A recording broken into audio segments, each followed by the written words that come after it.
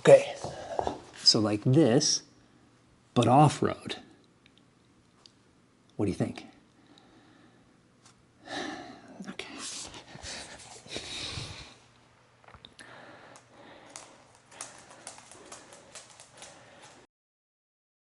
Shh.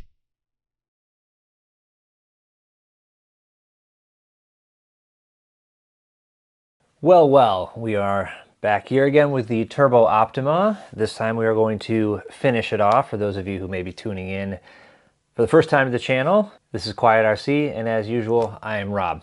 And this is a part 2, so you may want to go back and check out the first part of this, which is the actual build of the chassis.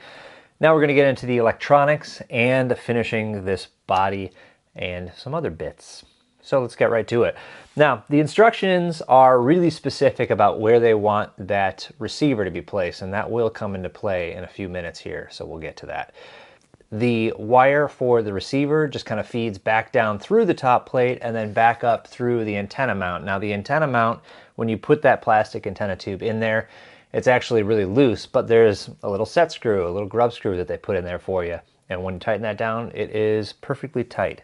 Now I just noticed that, hold on, we gotta fix this. Get that antenna through there.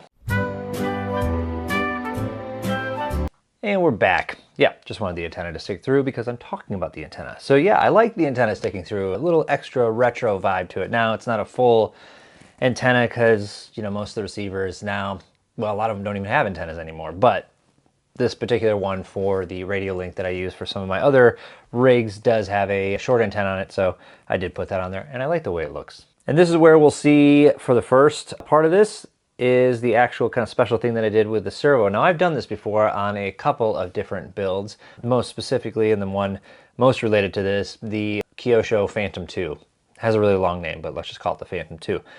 60th anniversary edition, that was gold.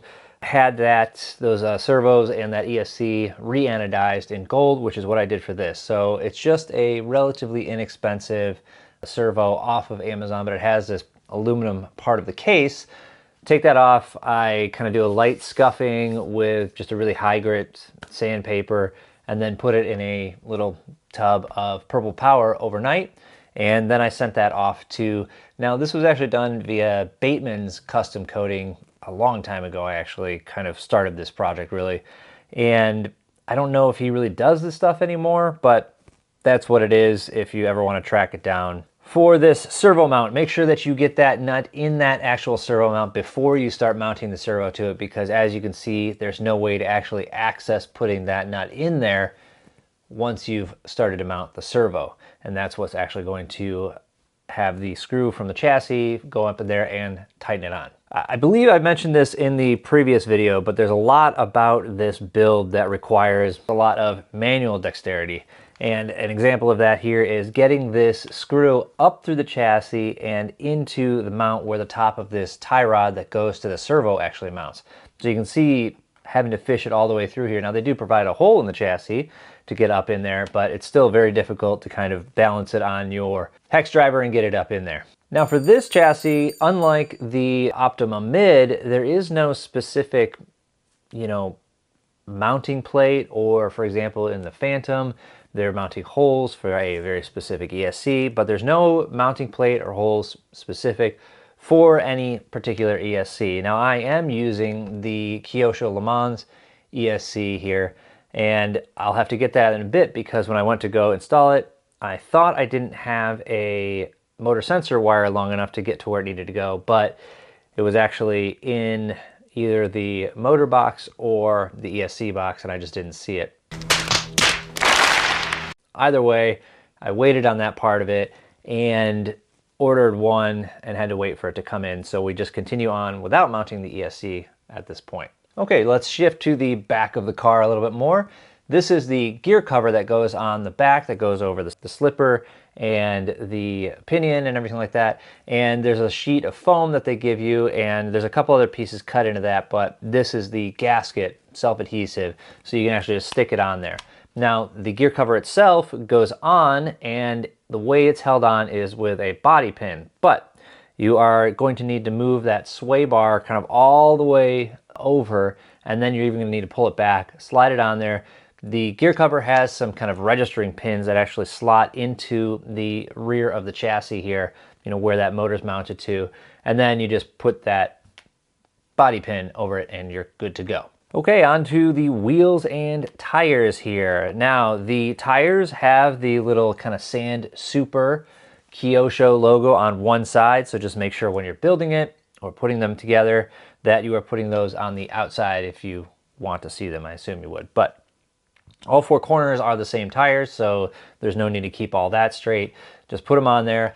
I generally consider myself pretty bad at gluing tires, so whenever I do this, I always have, you know, all four ready to go, and I always start on the inside of the tire, because that way if I screw up, it's less likely to see it. So it's kind of my primer to actually get to the big show and doing it on the outside here. Also, I'm using this Bob Smith Industries CA glue. Seems to me to be pretty much kind of the standard that most people use. There are like Proline and ProTech make their own, but it's kind of the same stuff.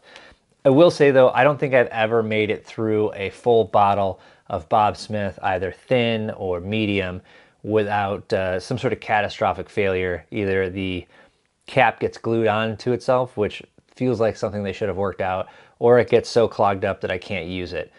I've actually seen caps being sold again, but I actually need the whole top. I don't know, maybe that's a topic for another day.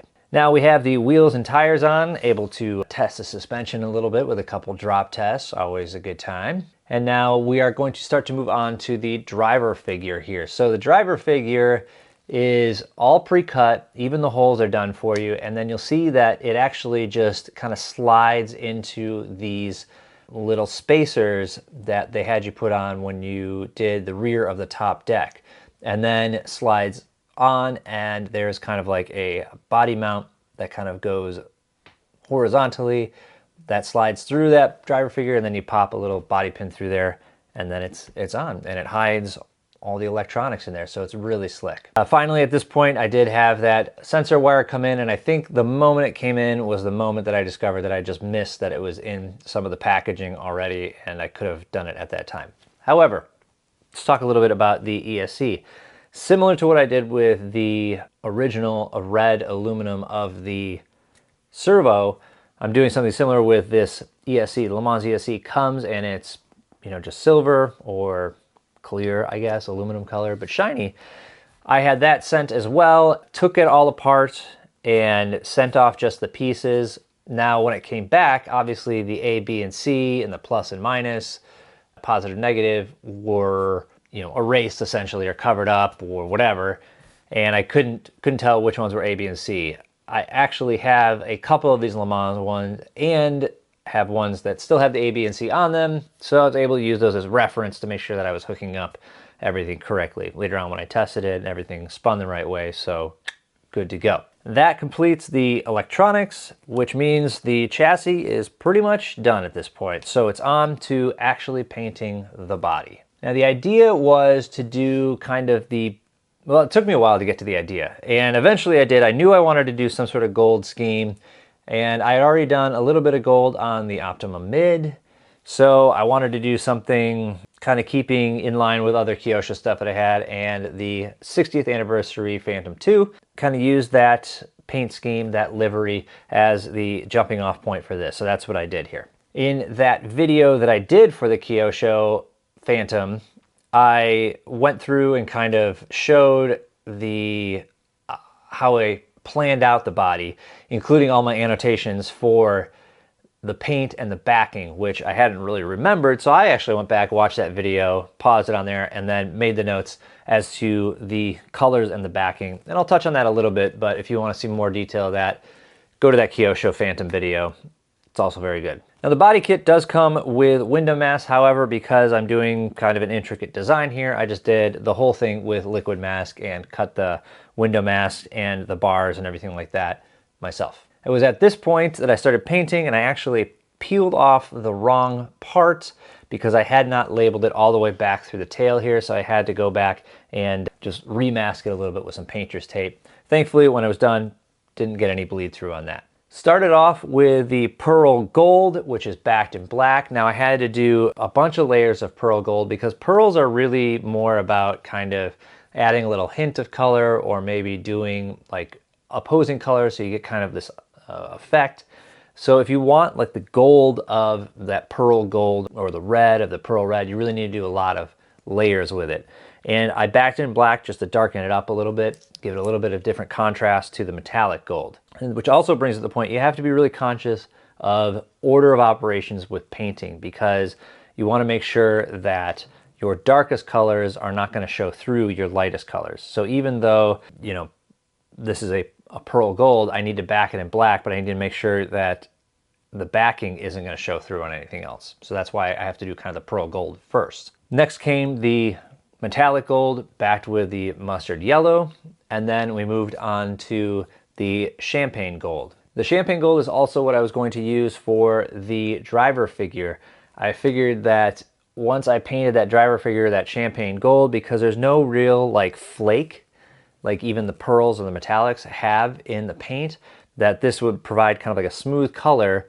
And then once I painted like the matte over the top of it, it would kind of look like one of those like 1970s or 1980s like stunt driver suits that were kind of that, you know, metallic color, like fabric, rayon, whatever. I was planning on painting the gloves of the driver white, but I forgot to peel them off, which is fine because I could just paint the outside since it's all going to be matte anyways. So we just did that at a later step. The last part that I was doing in white here, I actually have some old stock Pactra metal flake. Now you just kind of mix that with just a little bit of lacquer thinner just to get that to spray cleanly. But I laid down a layer of the ep054, that matte clear from Tamiya, as just kind of a protection against everything else, because don't really know how this older paint and lacquer is going to mix with all these other paints that I'm using on here. But I know that the ps55, especially sprayed in light coats, is relatively safe with every other color and paint that I've used. So that's just my personal experience. I know some people will tell you to never spray lacquer over acrylic or anything like that, but I've had pretty good luck with just making sure that I'm using thin coats. So sprayed that down, got this nice gold flake going. Then I did a pearl white. The pearl white has, you know, the pearl colors tend to have like a really, really small flake to it, so it's a different look to it.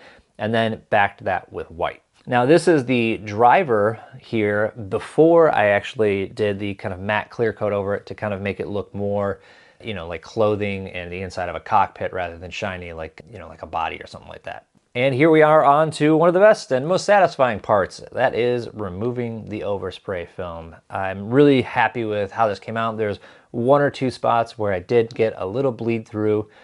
My issue is that I tend to kind of go too thick with black, and I do those coats a little too thick too soon.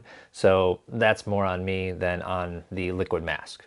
The first thing I decaled was actually the driver, and this was a situation where you do need to go in the order that the decals are numbered. So you want to put the number 1 decal on first, because the way it kind of layers up and things go over each other is important to how the finished product works. So like, for example, on this one, I had put the belt buckles on the driver before I put the surround kind of carbon fiber look. But the belt buckles are a little bit long to go under that carbon fiber look, and the carbon fiber goes on top of it, so it looks like it's kind of a clean edge right there. So this is one of those situations where you do need to go in order a little bit. The decals for the body, Kyosho, in the experience that I've had with a couple kits here, is awesome, because what they do is you'll have box art, and say the box art is using kind of white decals against, you know, their dark red or whatever color they're having to use. But they'll also include the opposite color. So for example, I have decals on here that are black, but on the box art they might have been white, but they offer the opposite to that. And then they'll even offer ones where, you know, if maybe the decal was a solid stripe with lettering over it, and that's one decal, but let's say you don't want to use the stripe or the lettering's the wrong color, they offer that same kind of size lettering in the same configuration without it being on another kind of part of the livery. So the best example of that is this front Turbo Optima decal.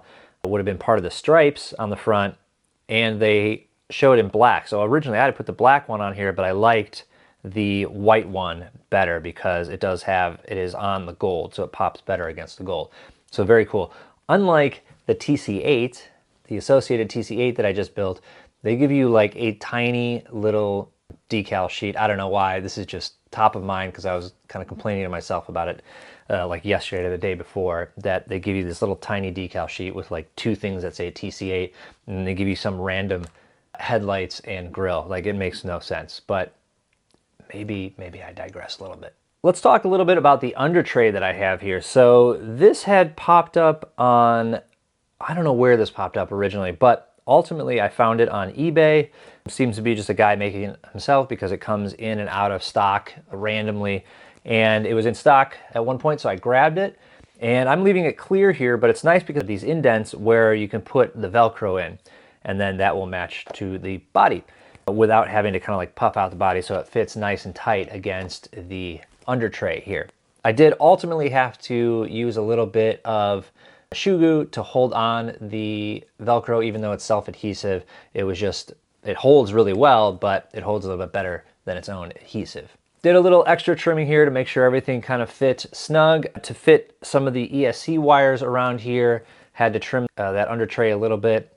I also switched some of the flathead or the countersunk screws that hold on that under tray, because once you put them on, like it can't, the screw can't go all the way, you know, countersunk.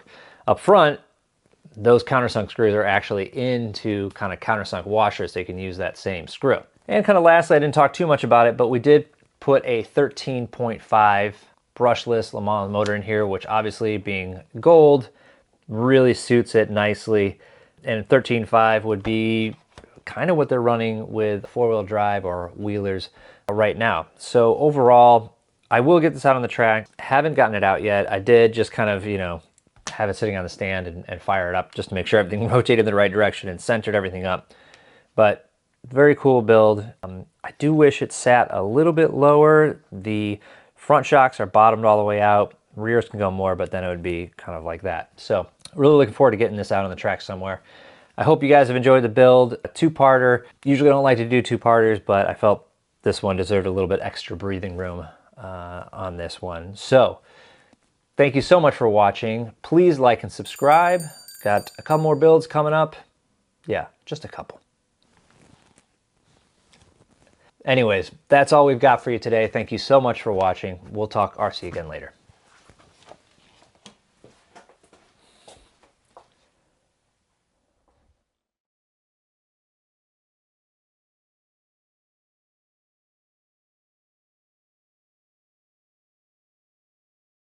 No. Down. Come on, don't be a jerk about it. There you go. Stay there. Come on, down. Sit around all day.